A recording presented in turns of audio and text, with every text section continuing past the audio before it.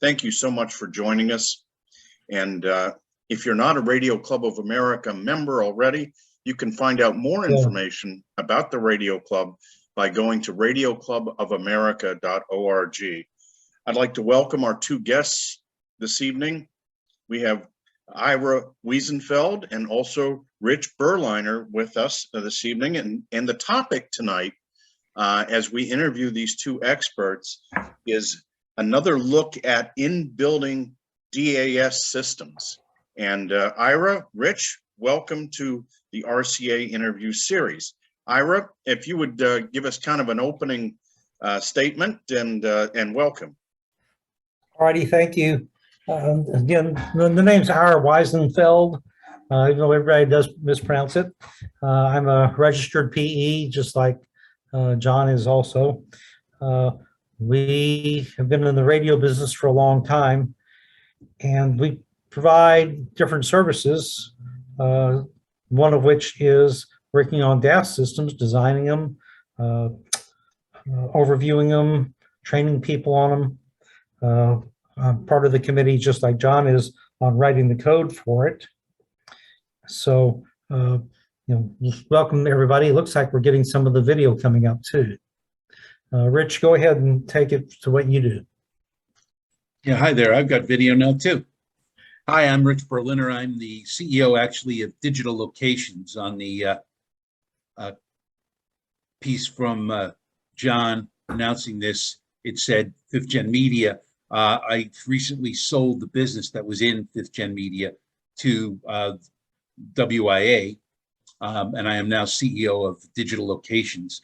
And so I've spent the last 4 or 5 years writing, talking, and thinking about DAS systems and the in-building architecture. So I don't know if expert is actually a good definition, but I'm certainly one of the people in the industry that's been around DAS systems for quite a while.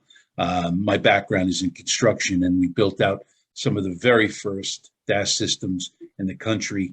One of the airports in Texas and a number of other locations. So thank you guys. Thank you, Tim, and thank you, John, for having me tonight. Yeah, Rich, Ira, thank you so much for being here. And I also want to introduce our general counsel, Barney Scholl, who is going to be working with us tonight on questions and answers, and also in the chat room. So if you do have a question for Rich or Ira, you want to make sure that you put it down in the chat or in the Q&A area, and Barney will queue those up. And we want this to be as interactive as possible with the members. Rich, you touched on an area that I want to go into right away and talk about some of your experience with the first DAS systems that you installed and were a part of. So that's a great question, Tim, and I thank you for leading it off with that. So basically, DAS systems started out in the very beginning as really just a tower on its side covering an in-building. So it was a radio base station, just like a base station that would be on any tower. And there were antennas around the inside of the building. Sometimes there was leaky coax, as we call it in the industry. But basically, it was simply another indoor tower location, indoor broadcast location. Since then, and this is going back to 1998, 99, in that area. Actually, a quick funny story on that. I had a friend in the industry who came up to me at a trade show with a customer and said, hey, Rich, you guys do in-building systems, don't you? And I said, sure, we do. And then I went up to him later after the show and said, what's an in-building network? So that's kind of how it all got going. And there were a couple of major manufacturers that made gear for that, but also the Motorola's and Ericsson's and other base station manufacturers made gear. And then it was simply a methodology of connecting the antennas to that base station using coax cable in those days. It then became sort of has morphed into a fiber-fed enterprise with much smaller base stations and a real in-building architecture of its own. So hope that answers the question. Yeah, it does. And Ira, if you can step us through some of the, the generations of antennas in the distributed antenna systems. Rich mentioned the leaky coax, but can you walk us through kind of the timeline and how that has evolved? Well, when I first got into DAS systems or in-building systems, it actually started out with paging. A lot of people were carrying pagers. They were not getting their pages. It was really the hospitals that started it. The thing about hospital paging is when the pager goes off and it turns out to be a code blue, you get about 2 minutes or the patient expires. So the rapid response was absolutely needed. So they were one-way amplifier systems. And I remember putting systems in 83, 84, just to get into the emergency rooms. Anywhere you have x-rays being performed in the hospital, you have lead-lined walls. So even if you had the system in the building, on top of the building, it did not make it to the emergency room or to the catheterization lab or anywhere there was x-rays. Then as the buildings were not much of a problem until the LEEDs compliant buildings started happening. And that's when they figured out you could walk in a building, the tower is right on the other side of the building or just outside. I remember going to Chester County, Pennsylvania courthouse. You could see the towers about a half mile away, look out the window, and there was zero coverage in the building. And that's how this DAS systems really started to become a big deal, because the firefighters and the police officers and the EMS workers needed those radios to work everywhere. Yeah, so I guess as things evolved, you went from the one-way paging, obviously, to our cellular systems and wireless services. But Rich, along the way here, talk a little bit about what has happened to the noise floor in some of these locations and how you had to use, particular engineering to overcome, just what has gone on. Ira's talking about hospitals, and you can imagine what the noise floor is like inside.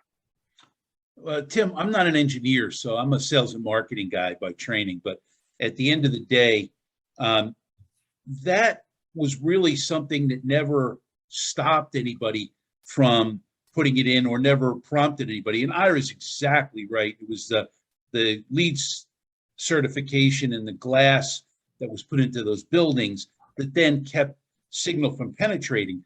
But noise floor was not something that we ran into, at least in my background, we ran into that was a gating factor. Really, along the way, it was really always about money, not so much the engineering piece of it.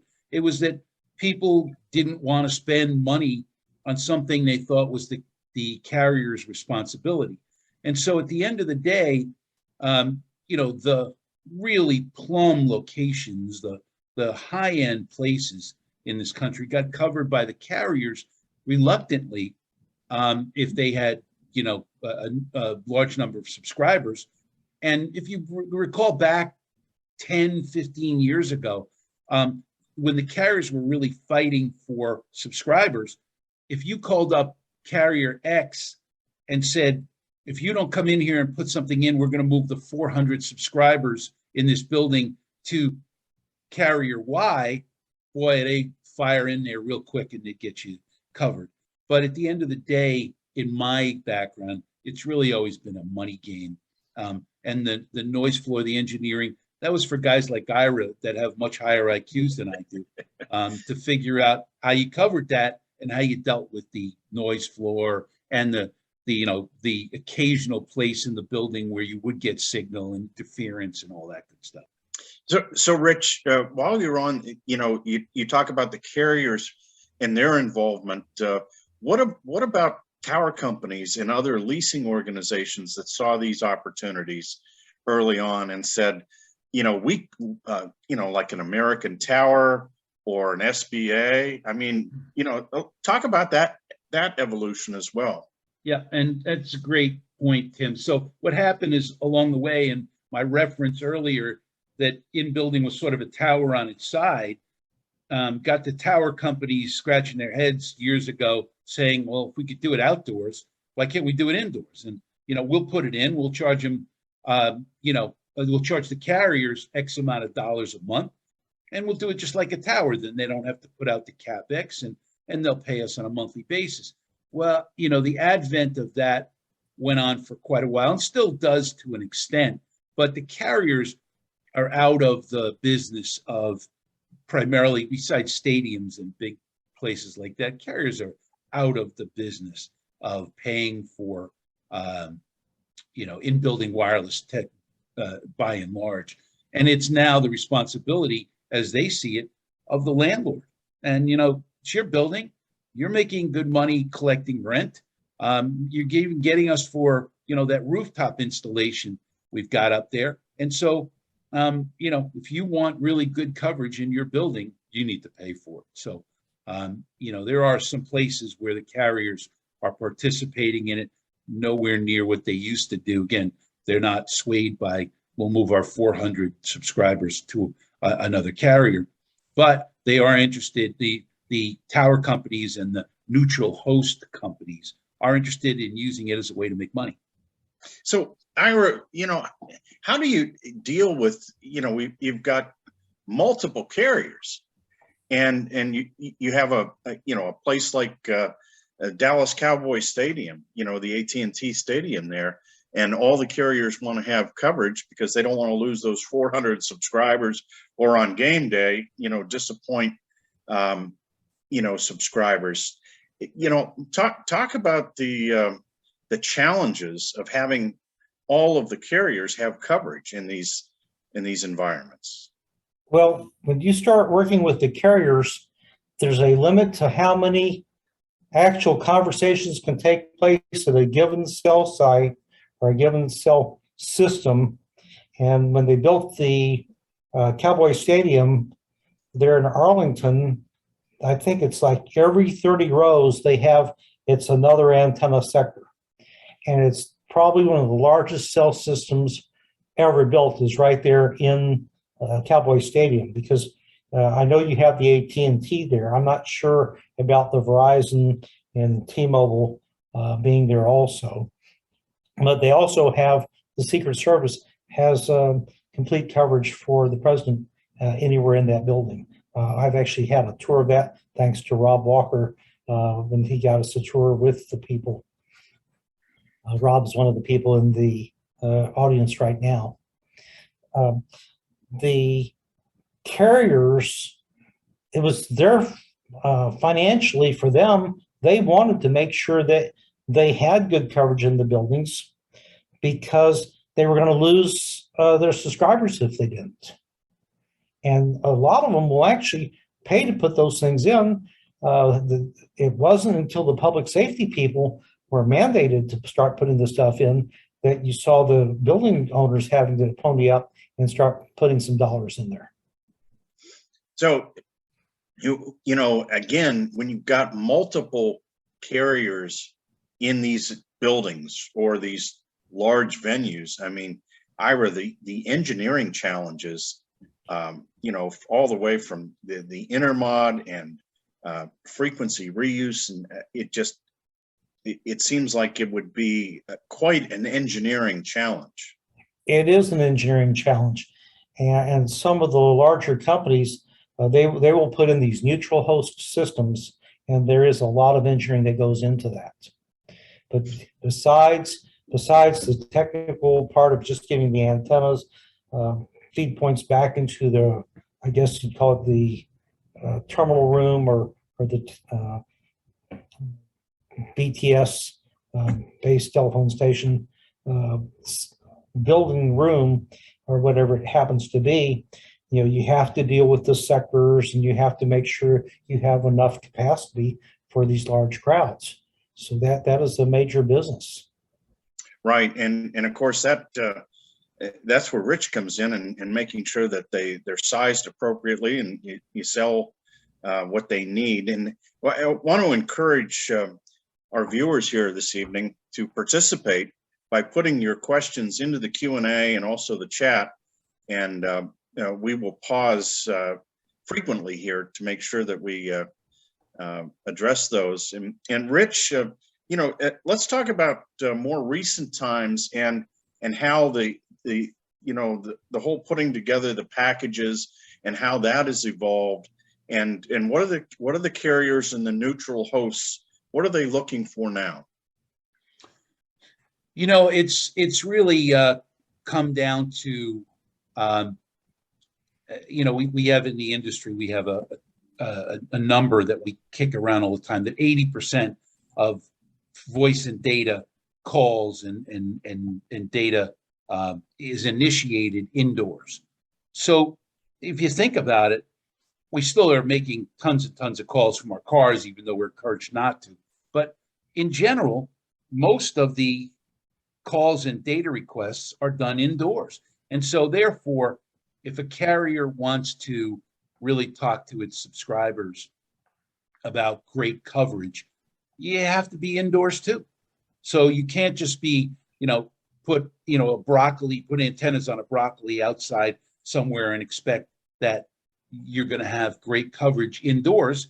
As Ira said, you've got leads, windows, you've got new materials on buildings that hamper the signal, and you've got public safety and a whole bunch of other considerations. But at the end of the day, this is really about making sure that you're fulfilling the responsibility to subscribers.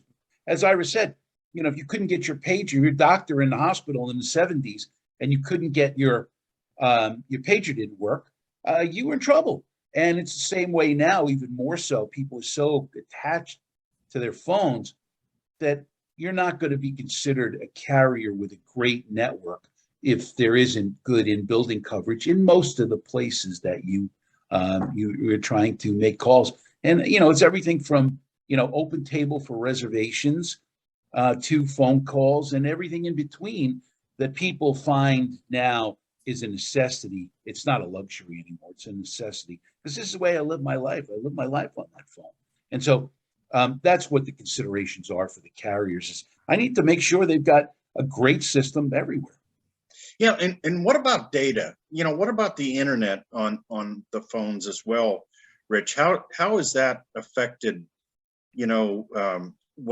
what you're doing on these systems? So that's a great question, Tim. And the answer is data is ever more important, from everything from TikTok to reservations.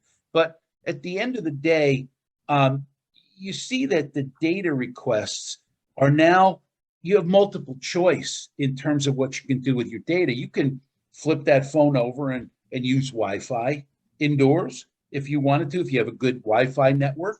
But there's considerations for that. Maybe you don't want to, look up your bank balance on a Wi-Fi network, in your office. So there are considerations. There are ways of getting signal beyond just, your carrier signal booming into the window or having a network. And so now we're looking at Cbrs coverage, which is, a new trend that's just really started in the last year or two.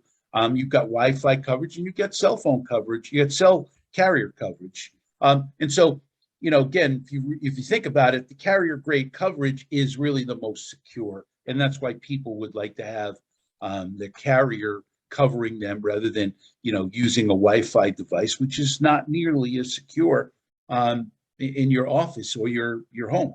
So that's why I think people are now looking at this and saying that, it's part of, a great network. And, when we know all the carriers are saying, look at me, I've got the greatest network. But at the end of the day, put your money where your mouth is and make sure I've got coverage inside my house, my office, etc. Right. The places that you go. Barney, I see you might have a couple of questions down there. You're muted, Barney. Barney, you're muted. Sorry, I was trying to make sure I was kept kept quiet. One of the first questions is about discussing the NFPA requirements between a neutral host DAS and support for public safety. Ira, is that something that you could address? That's actually in the code that it says that, no, there's a lot of stuff in the code, but the code does say that you have to provide good coverage of 95% and then 99% in the critical areas for the public safety people. But FirstNet being on the cell frequencies, they're talking about making the cell phones having to have that same kind of coverage.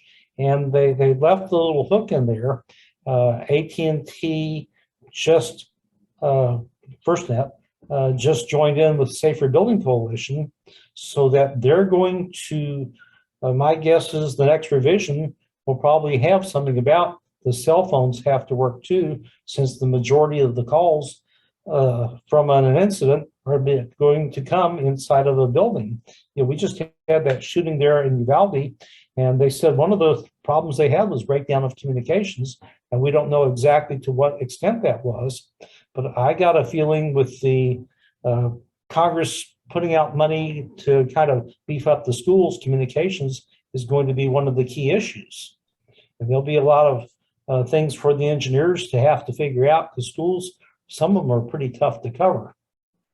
Yeah, it's sad, Tim, that 21 years after 9/11, we saw how important communications in these buildings really is, that 21 years later, we still don't have a national network to do that. And FirstNet, yes, is an attempt to do that, but it's really sort of a one carrier game in that setting, if you will. And so at the end of the day, we really, really need to have, the codes and the cell phone carriers cooperate to make sure we've got ubiquitous coverage all over the country. Yeah, and that takes a lot of time, energy, and money to do. So, but I guess we stay tuned. Barney, how about another question? Going back to the question about capacity, someone brought the question up with especially in the arenas and stadiums, with all the tickets going digital with the tickets. Is that creating a bandwidth issue? I'll take that one, Barney, and again, Ira can take it from an engineering standpoint, but from my way of thinking, absolutely not. There hasn't been, as Tim asked the question about all the engineering challenges. I haven't seen an engineering challenge that the smart guys at these companies haven't been able to figure out a workaround. So I don't see that taking that ticket and basically it going back to a database. That's probably not on the cellular coverage system. It's probably on a Wi-Fi network inside the stadium, I would guess, because they're taking those tickets and using the barcode on it. And I would think that that's not interfering with the voice and data networks inside the stadium. Yeah, Ira, do you have some insight on that? Well, I know in the case of the Dallas Cowboys, they're using cellular, but there's just lots of RF floating around that arena. But they figured out real quick, you've got to divide it into a lot of different sectors because each sector can only handle so much traffic. But the bandwidth, since it's an enclosed area, they can have a lot of bandwidth and actually cover the crowds. Right, but it is about dividing things down. Barney, another question. Following up on the stadium, Ira, you had mentioned AT&T with a number of sites within the stadium. Do you have any idea how many different AT&T sites are in the stadium? It's 3 complete systems, is what I remember they said, and each system had so many sectors. I mean, it was one of the largest systems in the country. Okay. It'll handle 100,000 people. Very cool. And Ira, has that system been upgraded to 5G yet? That I don't know. If you look on the advertising, they claim everything's 5G, but I don't know. Yeah, you're not buying that, I hope. I'm not buying it, but I am going out this weekend. I'm buying a 5G phone. And I can only tell you my experience with it. I have a daughter who wanted to move up from a 4G phone to a 5G phone and did so. And when I asked her how it worked, her answer was, "It's good. It's a little slower than it used to be, but it's good." So we went into the settings and turned it on to LTE only, and she's happy now. So all I can tell you is that I think we've got a way to go in the development of 5G yet. And Barney, another question. There's actually a question with two parts to it. The simple one is, what percentage of today's commercial DAS installations are neutral host? It's a good question. And the answer, Barney, is all I could give you would be a guess. And my guess would be somewhere around 35% or so would be set up for neutral host. They may not be installed as neutral host from the get-go, but are planned out as neutral host installations. And that would just be a wild ass guess. Whack, I should say. Another question, Barney. A second part of that question, they were talking about describing the hierarchy of all the players in neutral host equipment. Owners, single carrier installations, building owners, carriers, public services, rooftop antennas, space, design firms, and et cetera, et cetera. I think they're trying to, that was the way the question was worded. Well, again, this is Ira would be good to be able to answer the RF part of that, but the signal is owned by the carriers. So the hierarchy seems to me the carriers are at the top of the hierarchy. Without their consent, you're not doing anything indoors. And then you've got the companies. There are lots of integrators that actually perform the services of doing RF engineering, that do the installation, do the equipment ordering, and all of those things. They're very vital to the ecosystem, if you will.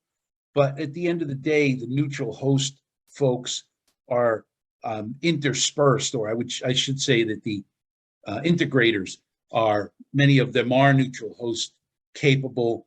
And it's really, again, as I mentioned before, it's really, in my judgment, a money game as to how you choose to do all these things in your building. If you're important enough for the carriers to want to spend money on you, then you can get the system put in, and they will get it through engineering. It takes time to get through the engineering department at the carriers. But at the end of the day, you've got companies, some are more interested and more concerned about in building than others. With T-Mobile's got this bring your own coverage or build your own coverage program that they're doing. Some of the other carriers are participating here and there, but the tower company's been very, very active in this whole thing. I would put them sort of towards the top of the hierarchy in this situation, in that they've spent a good portion of their own money in getting these things installed, and then somebody has to pay them, whether it's the landlord or the carrier or combination of the two. But ultimately the top of the heap is the carrier who has control of the signal. Let me jump in here with a comment.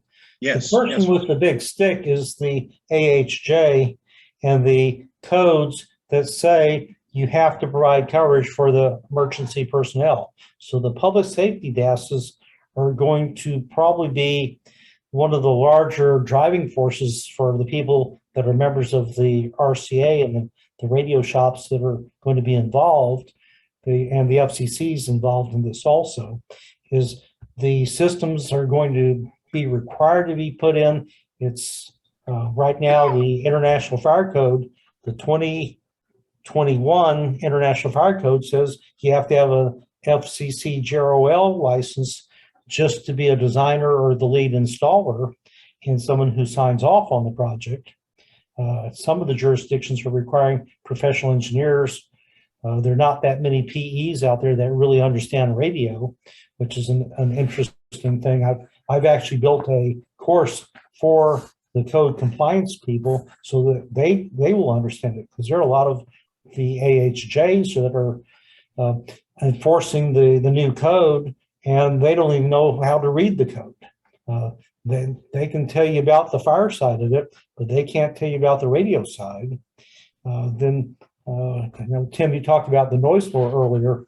The noise floor is a big deal, and a lot of the licensees have no clue that they're not even paying attention to their noise floor, and that it's going to make their walkie-talkies cease to work.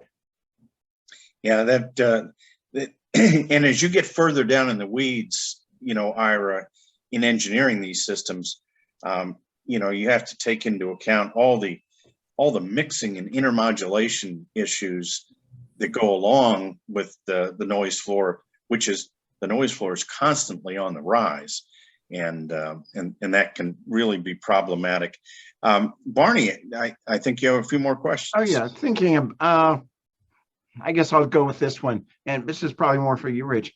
Is there a per square foot cost estimate for coverage to support public safety in a building?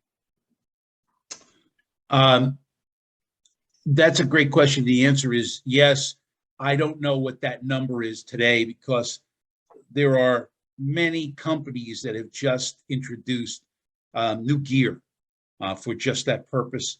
And there's gear from vendors that are sort of repeater type gear. Then there's, the radio systems themselves. So there are different variations of that.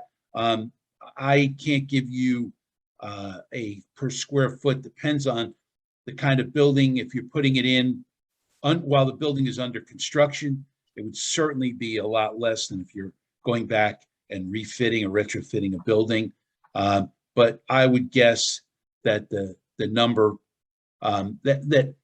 most of the time, the public safety radio will be integrated with commercial cellular to some extent. It needs to be its own system. It needs to have its own power and all of those things. It needs to be a red box and not a gray box. But at the end of the day, it's integrated into the rest of the systems at times. And I would guess that, you're talking about, Ira, you can agree or disagree with me, but 50 cents to $1.50 a square foot for a system like that. If you're talking about without the commercial cellular component. But again, it would vary from place to place, certainly more in an urban city than in a rural area. Yeah, what do you think about that 50 cents to $1.50, Ira? That's probably in the ballpark. If you have a 1 million square foot building, you're going to be $1 million. Yeah.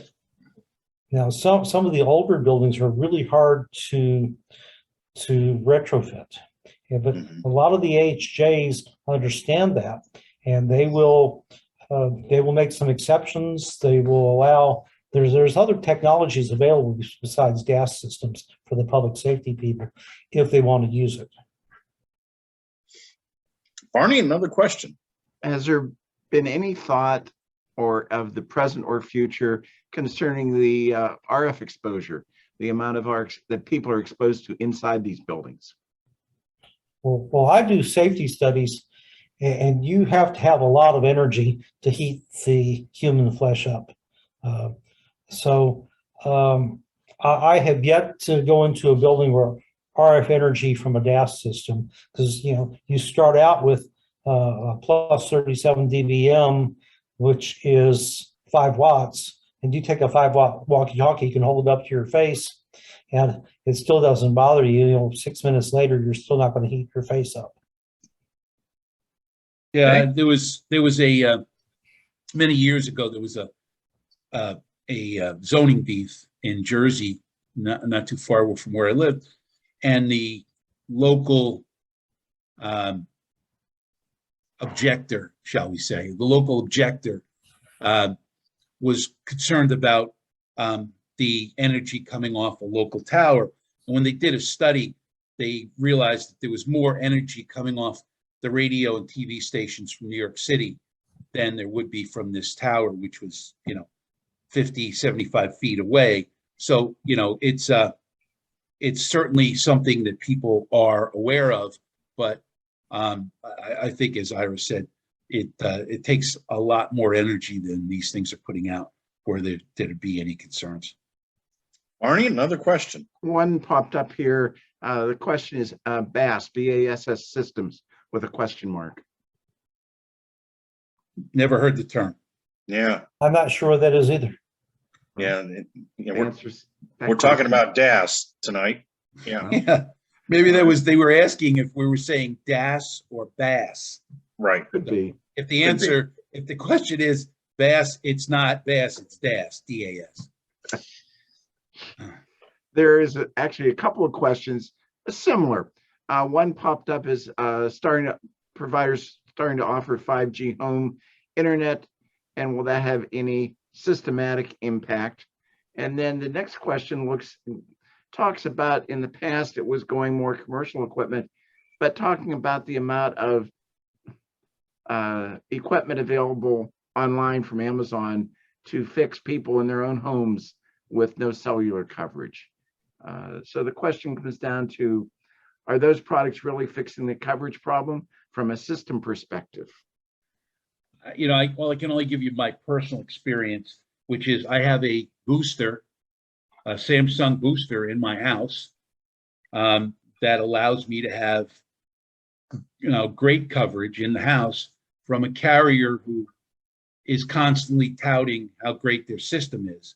And it's, supposedly they're the best, yet I need a booster in my house to get good signal. So there is a great deal of equipment out there that helps to boost signal indoors in a residential setting these days. And again, I'm, one of those people that needs one and has a Samsung booster. There were two variations. It was sort of the, 3 conversation at a time, and then the, I think 40 or 50 conversation at a time versions, but works great my house. Well, your house could have the energy efficient lining for the fiberglass. You could have the low E glass. In fact, I actually wrote the first article in the country about low E glass. The name of the article was When Green Makes You Blue. That's about a building that was built in Richardson, Texas. And I did the design, put the thing in, and it worked great right up until they put the glass in the windows. And then it didn't work at all. I had to retrofit it. But I did the research, and when I saw on the internet there was nothing written about low E glass, I actually wrote the first article in MRT back in 2006, 2007, maybe 2009. It was somewhere before 2010. So Ira, along those lines, where do you see technology going?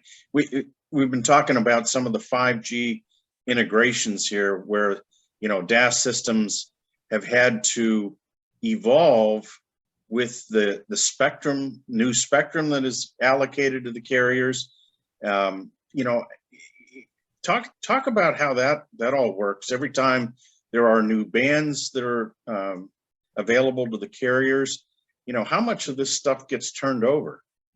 Well, what I see is your own cell phone you're carrying will act as a repeater for somebody else. So you'll have actually a mesh network where everybody's radio will repeat to somebody else if they're having trouble, and it'll just be a very high-speed relay system, just like Wi-Fi 6. Now, I've been involved with Wi-Fi 6 before the FCC gave it the green light. Yeah, that Also, is, somebody asked, we're saying DAS, that's Distributed Antenna Systems. That's what DAS stands for. right. Barney, another question. Well, let me look here. A question about parking lots. Anything special about parking lots with open sides? In the That would buildings, inside the buildings, it's a lot easier than if it's an outside parking lot. You're limited by your gain on a DAS system. If Yeah, you- the problem would be underground. You know, say New York City, you got an underground parking garage, which is in essence like a mine. But there are now using CBRS frequencies. There are some companies that are offering service in places like underground parking and mines and things like that using CBRS frequency, which is a great innovation to be able to use. But keep in mind that newer phones have CBRS frequencies in them, but the hundreds of millions of people that have, you know, a couple of phones from a couple of generations back will not have CBRS frequencies in them. So we need to have that overhaul cycle. And that's why I think the carriers, just my opinion, I think the carriers are pushing new phones so hard and giving such, you know, drastic discounts is because they want to make sure that their subscribers have as many alphabet soup of frequencies that are out there in their phones. So if you have an older phone, you may not have all the frequency bands that you need to have. Certainly not FirstNet, certainly not CBRS, certainly not other bands that have come up about like, you know, some of the C-band frequencies too. So that brings up a great question, Ira. How about the handoffs and the, you know, the smooth transitions between DAS and the outside networks? You know, and of course, you know, when you're talking about CBRS and new bands, you know, how that seamless thing, we take it for granted that if we're in a parking garage that's below, you know, ground level, that we can get in the car, put up a call, start talking, and this thing should all just be seamless. And what has your experience, Ira, been in engineering that? Well, most of the time it works just fine. You know, and most people don't complain when they drop a call and go right back. Where you have a problem and you drop a call is when it's a police officer saying officer needs assistance, or if it's the fire chief saying, hey, we need to evacuate the building. And there you can have no drop off. It has to work 100% of the time. You just don't get a second chance. Right. And Barney, another question. One popped up here. What about subways, underground rail lines? I think even vehicle tunnels. I could see those as all special circumstance, or at least somewhat unique. So back in the day, and I mentioned this before, we had something called Leaky Coax, and that's how they basically covered things like the Lincoln Tunnel and other underground locations. So basically, it was just a piece of coax cable that had perforations, and signal would quote unquote leak out. Today, things are much more sophisticated, and you would have antennas along the way rather than a leaky coax format. But at the end of the day, it's kind of interesting. The sophistication level of the equipment that's out on the market now is much greater than it was the beginning stages of this. So, you know, if you think about it, somebody who put a system in 15 years ago is probably looking at that and is either, you know, ripped it out and replaced it, or is looking at doing that because the equipment is so much more sophisticated today than it was back in the day in terms of the amount of frequency that can be pushed over it, the channel capacity, and all those things. And again, I would know a lot better as an engineer than I would, but it seems to me that things have improved dramatically over the last, 10, 12 years. But Ira, in talking about the subways and tunnels, And yeah, the antennas give you more gain and should have more coverage, but Ira, you've got all these frequency bands to deal with. That's a huge problem. I would say the best invention that's come along to do that is fiber optic cables. The fiber optic cables let you carry the signals, and as you're carrying it, the interesting thing about a fiber optic system is there's no intermodulation mix. It just stays pure. Right now, I'm looking at some of the people that are your attendees here. A lot of them, in fact, they're probably all in the radio business. It's the public safety desk that's driving most of these people.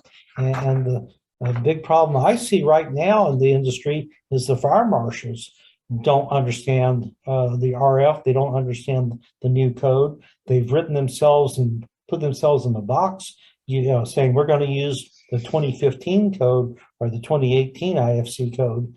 When you look at the way the NFPA code is written, they need to make exceptions so that they adopt the latest code, because the new public safety DAS systems, they absolutely have to follow the latest version code. And then when Rich was talking about having the cellular system booster in his house, the best thing that happened to that was when Wilson proposed to the FCC, hey, you make every system has to have an AGC built into it so it won't oscillate. That solved a huge problem. So no matter how lousy your installation is, it doesn't mess up the network. Yeah, but with all those aftermarket devices, as Rich said, you can go on Amazon and buy these things. And I remember back in the day, those Wilson devices used to drive us as network, carriers. It used to drive us nuts because, as you say, Ira, they would get out there and sit there, the AGC, and it would just go around and around and around, and that would, tear up a cell site or several sectors. But so there are challenges in the DAS world, underground, in tunnels, and some of these city environments. You think about Los Angeles, New York City, with building to building challenges, and just frequency reuse, even with all the bands involved. It boggles the mind. But Barney, how about another couple of questions here? We've got a few more minutes. Okay, I sort of had one myself. Can either of you talk about anything you would see coming in the future, either positive or negative, to make this more challenging in the future, or is it going to get easier to provide it? I hate to say it would ever get easier, but do you see any technology coming down the road that's going to create challenges? What do you think, Rich? I think it's going to get more complicated, much more complicated, Barney. But I think what's coming down the pike is greater cooperation amongst different types of frequencies, the ability to do offload the network on to Wi-Fi systems, onto CBRS systems, and onto other people's networks, sort of like what I'd call super roaming, if you will. And I think it's going to be nightmarish for the engineers to look at that. But I see that starting already, where I have some real estate friends who are working with the carriers to have the carrier signal offloaded onto other types of networks. So I think it's going to get, it's a good thing to be an RF engineer in this day and age, because it's going to get more complicated. But at the end of the day, you've got a lot more, zigs and zags here of what you have to consider, rather than just what it used to be at the beginning stages of cellular. Now you've got a lot more consideration besides just noise floor. You've got multiple frequency bands, multiple types of transmission. So I think it's going to get way more complicated as we go forward. But it will improve coverage. It will improve cooperation. And I think that's what, if I had to guess what 6G might be, I would guess that 6G is going to be a more cooperative, rather than a generation jump from 4G to 5G. 6G is going to be about cloud and edge and those sorts of things, and the cooperation of all the networks between players. You know, Ira, how about the RF engineers? You know, let's talk about, you know, your background is really heavy in RF engineering, but that's not so glitzy. It's not so fancy these days. You know, where are we going to find all these guys to do all this fancy engineering for 6G and the mesh? And the public schools are not turning out students that understand math, and that's a big problem. You have to understand math. I mean, we're teaching classes on GROL because of the huge demand for it right now because of the IFC and NFPA mandate. And we had quite a few people on this last class we did. We got another one starting in September. It's a challenge just to go through the simple Ohm's law, which is straight algebra. I mean, it's fifth grade algebra now. I learned it in seventh or eighth grade, but actually I learned it in fifth grade playing with ham radio. But the kids are not getting enough math to actually be radio engineers. And so a lot of the engineers that are out there, like, you know, they have these tools that allow them to automate stuff, but when something doesn't work right, they don't know the manual way to try to figure out, well, why did this get screwed up? You go to the conventions, either the ham radio conventions or IWCE or APCO, you can tell the difference between the technical guys and the sales guys. The sales and marketing people, they all still have hair and it's got color in it. You look at the people that are gray-headed like us, they're, you know, the engineering type, they're bald and gray-headed. You don't see very many young ones getting into the business. well, it's not as glamorous as it once was. And, you know, certainly that is a challenge. And as one of the commenters said, where's Carol Perry when we need her? Because she's doing her part. I can tell you that. Barney, how about a last question? Well, maybe a simple one. Do DAS systems have to be registered? Ira. Okay. Well, with the FCC, if it's a Class B, it has to be registered, but I think it's going to go around.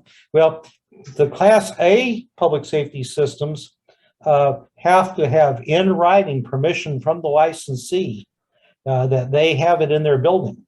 So at some point, I expect the FCC to come back and say, all right, you know, give us your database also, because we're looking for the same problems. But Class B absolutely have to be registered. And anybody who builds their own is not going to have an AGC. You know, I know in the past, I used to take a Radio Shack amplifier, stick one end on an antenna outside, another antenna in the building to get my paging to work inside the building. And those are highly illegal now. Right. So just, Tim, before you get off the subject, just as a guy who's got a wife who's a high school math teacher, Ira hit it on the head. Take the calculators away and you would never want to drive over a bridge again because they don't know basic math. And unfortunately, we should be turning out a lot more engineers than we are, but I'm not seeing that happen in this day and age. So it's sad, but that the basics are kind of what's missing. So you can't turn out an RF engineer if they haven't gotten the math background that they need. So that's my stance, and I'm sticking to it. You know, I gave a presentation to an 8th grade class here not too long ago, and they said they don't know how to tell time when there's two hands. You know, they tell time by looking at the iPhone. Right. So. or my kid, I have a young daughter, and she asked the question, "What's a phone booth?" So Right. There you go. Well, Ira, Rich, this has been very enjoyable. Thank you so much for your time here this evening. This was really great, and we could go on for hours and hours. And of course, we did record this. If you're not a member of the Radio Club of America, please consider joining. Go to radioclubofamerica.org for more information.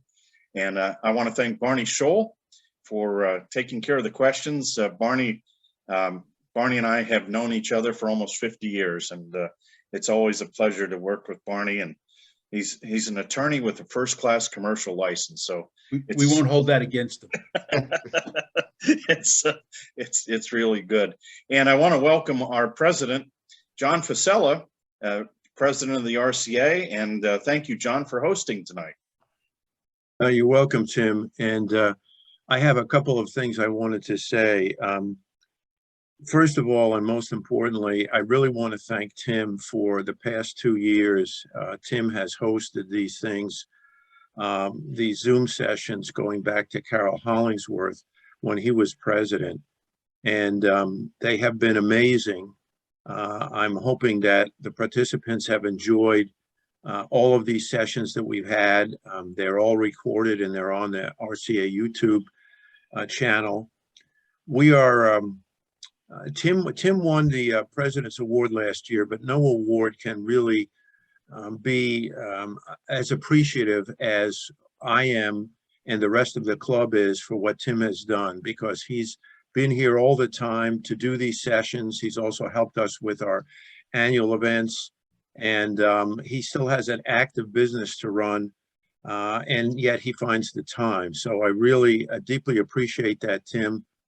Unfortunately, Tim has decided he needs to take a break. So we are going to have to find a replacement. That's going to be very difficult, but we will do that. The other thing that Tim and I and a few others have decided is that we're going to move these interview sessions to a quarterly format as an experiment. So the next one will not be in July, but it will actually be on the 13th of September.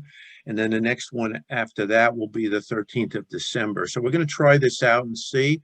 We hope we don't lose too many people because of calendar challenges and so forth. But we're going to try that because we feel perhaps some people have Zoom fatigue. And so we'll see what happens. Yeah. So Tim, thank you very much for your 2 years doing this. And we'll see you all in September on the 13th, second Tuesday. And speaker yet to be announced. John, Thanks, thank you. also. Would you forgive me if I just added one thing? Somebody popped up with a question on what TVRS was. So I just want to make it clear it was CBRS we were talking about, and that's easy to Google. So if they wanted to find out more, they could Google CBRS. So Exactly. Thank you for having me, and thank you for having both of us. Thank you, Rich. Thank you, Ira. And thank you, John.